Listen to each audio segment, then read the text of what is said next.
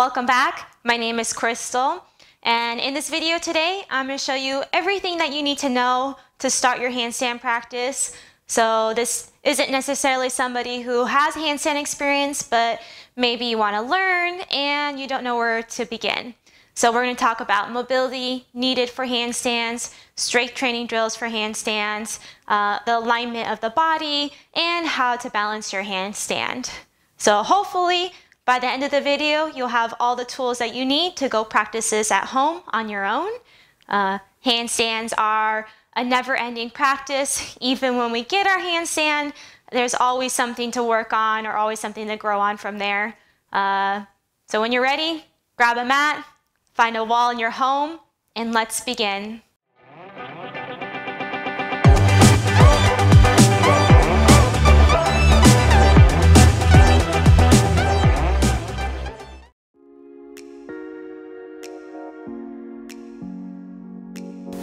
Okay, the first thing I want to talk about is your hand placement for a handstand. So we're going to come onto the mat, place our hands on the ground, and we really want them to be shoulder distance apart. So the most common mistake I see in handstands is people placing their hands too far apart, which forces the elbows to bend. So we really want to bring those hands closer together, make sure that they're in line with our shoulders, which is usually closer than you think. The second thing I'm doing is I'm really engaging the ground. So I'm really gripping the ground. My fingers are nice and spread out, so I have a good foundation to balance with. So if I got my other hand and try to lift my fingers, it should feel really difficult because that's how engaged I am with the ground. Handstands really do start from the ground up, so it's really important that we have this foundation down before we move on to anything else. So practice this a couple times, and then we'll move on to the next drills.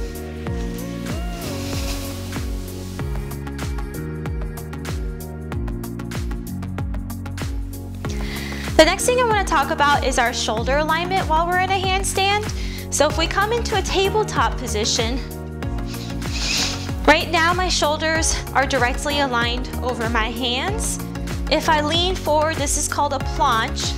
This happens a lot in handstands. This is going to make you arch in your lower back. If I lean back, I'm opening my shoulders.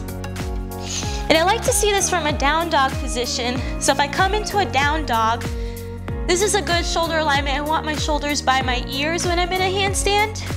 And if I lean forward, this is a planche again. This is what we don't want to see, but this is really common to see in handstands.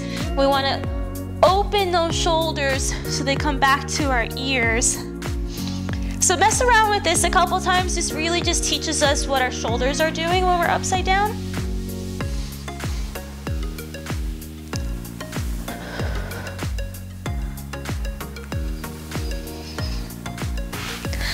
The next thing I want to talk about is the hollow body shape, which is the shape that we're making when we're in a handstand.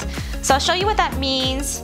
If you stand on your mat and lift your arms in the air, naturally there's going to be an arch in our lower back. And so we want to fix that when we're in a handstand. We're going to pull the rib cage back and then tuck the tailbone. And that's creating this lock in our torso so that we can balance our handstands. Okay? It takes some time to understand how to engage these muscles. So really just practice this while you're standing, so that you can feel what you're looking for first before you go upside down into a handstand. The other thing that I'm looking for is I'm really extending up through the shoulders. So I'll show you what I mean. If I'm in my hollow body, I'm really extending through my shoulders and squeezing in. The tendency is to go wide, and this allows more room for your arms to collapse and the muscles to fatigue. So we really want to focus on stacking the joints by pushing up and squeezing in, extending all the energy through the fingertips. Now we're going to do that same exact shape, but laying down on the ground. Extend the arms up and over, really reaching through the fingertips. Draw the ribs back, tuck the tailbone, find your hollow body shape, and squeeze everything. So everything is engaged. My legs are engaged, my toes are engaged, my core is engaged, looking for tightness throughout the whole body. This is also going to develop those ab muscles that we need to hold this shape. And relax. And the more that you do this on the ground, you're going to build that body awareness, that muscle memory that you need. So when you do go into our handstand, our body already knows the shape that it needs to hit.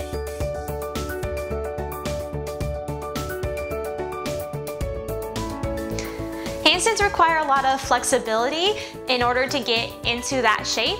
So a couple things that we're going to focus on is wrist mobility, and a lot of times that's from tight forearms, especially if you're a rock climber like I am. Shoulder mobility, so if we can't get our shoulders all the way open with our ribs pulled down, then we can't stack our joints, and then we're using our muscles, which is much easier to fatigue. And our hamstring mobility, so we really want to drive those legs as close to our body as possible, otherwise we're throwing our center of gravity off and it's harder to get into our handstand, so we want to keep them as tight to our body as possible. So that means we have to open up the hamstrings. Alright, let's get started. For wrist stretches, we're just going to work our hands around. And once you get your fingertips facing your knees, you can lean back and get an extra stretch here. Really working the forearms. And then come back towards the front. And maybe lean forward and work the planche flexibility.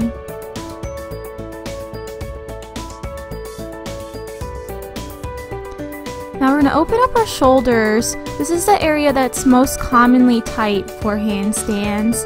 Make sure your hands are shoulder width and your knees are perpendicular to the ground. And really press into the ground.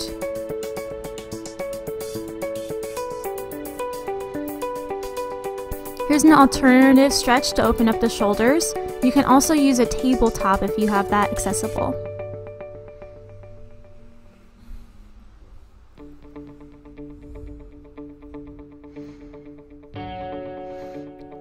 And we're going to do a pancake to open up our hamstrings. Try not to round too much in your back.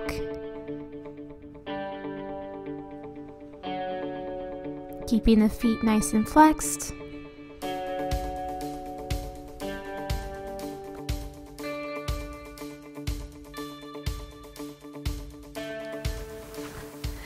So before we even get into a handstand, we first must build the muscles that we need to support ourselves upside down. So I'm going to show you my favorite drills to work out the shoulders, the arms, the core, all those little muscles that we need to engage to hold our handstand shape. We're going to start in a plank position. Make sure your wrists are underneath your shoulders and your feet are shoulder width apart. From here, we're going to add to this and we're going to extend our shoulder blades and retract them. This is really important for building those micro muscles we need to hold our handstand. Push-ups starting from the ground, you're going to bend and extend your elbows, really keeping a straight line in your body.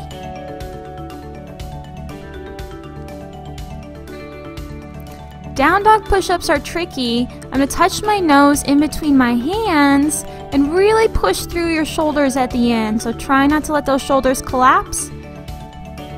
This is going to give us that overhead strength that we need.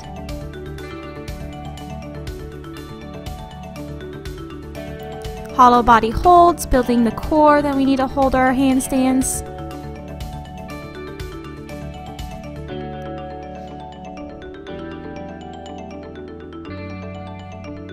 V-ups. Touch your toes, try not to bend your knees.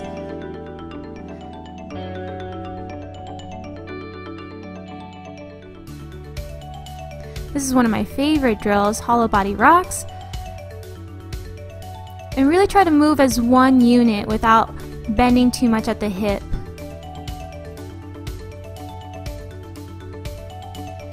Engage the core.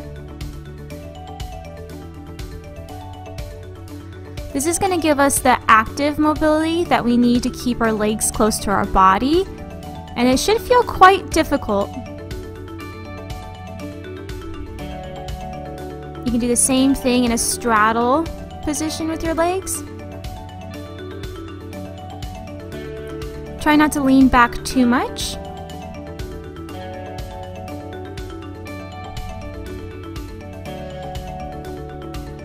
And you can even just work one side at a time if that feels good for you.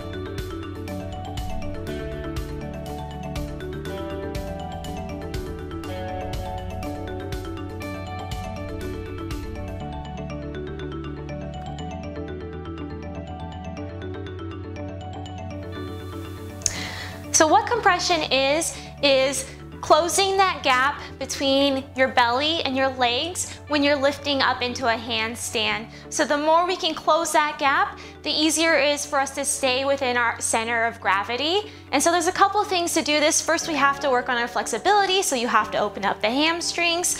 Secondly, we have to work on that active mobility, so really being able to engage those legs close to your body. And so I'm going to show you my favorite compression drills to help get into your handstand that really have helped me with my practice. Really try to press into the ground and tap your toes to your wrists. And if you can keep those knees straight, that's ideal. Same thing here, except we're going to float our feet to our wrists. Again, you have to really press into the ground to get that lift, engage that core. Using a towel, you're going to slide your feet all the way up towards your wrists. And you can do this across your floor multiple times.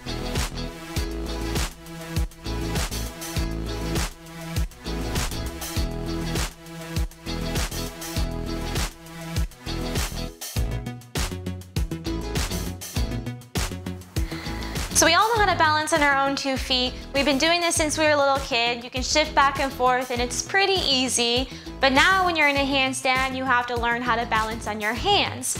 So these drills are great to learn how to build that intelligence that we need to use our hands to balance. And also just build those little micro muscles that we're using. It's quite a bit of forearms and finger strength. And this is just a great way to work on that as well.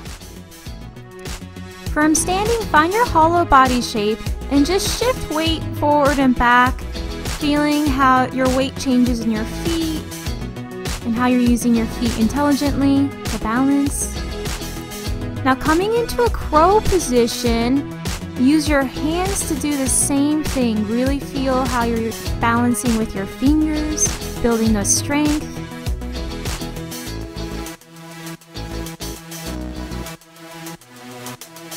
So once you have the strength and the flexibility and you understand how to balance with your hands, you're ready to take this upside down. So I'm going to show you different progressions to get into your handstand. We're going to start from easy progressions and work our way up to more difficult progressions. We're going to start in a headstand. Walk your feet forward, lift one leg at a time, and try to find that lift or that float up. If you can't find straight right away, that's okay. You can keep the L shape. And if that feels good, try bringing one leg down at a time to tap the floor. Again, everything's engaged. Really try to still find that hollow body shape.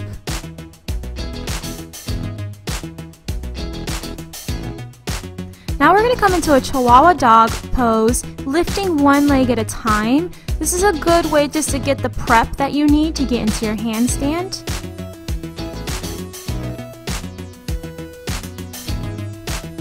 Using a wall, come into an L shape and just lift one leg up at a time. See how that feels. If this is too easy, you can try to get a little float off the wall or just stay here.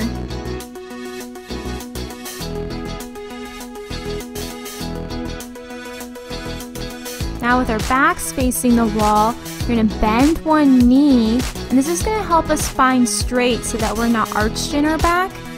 And you can see here that I'm trying to get a little bit of a float. If you want to keep your foot against the wall, that's okay too.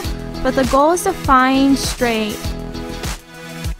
and prevent arching in that lower back.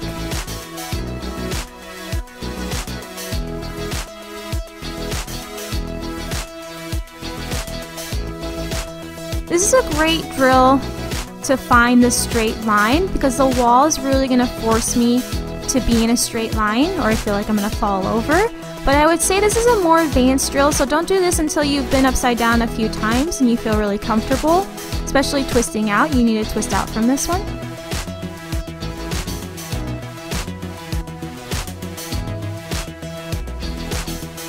Now with our backs facing the wall, we're going to work the negative. So we're bringing our legs as slowly as possible back down to the ground.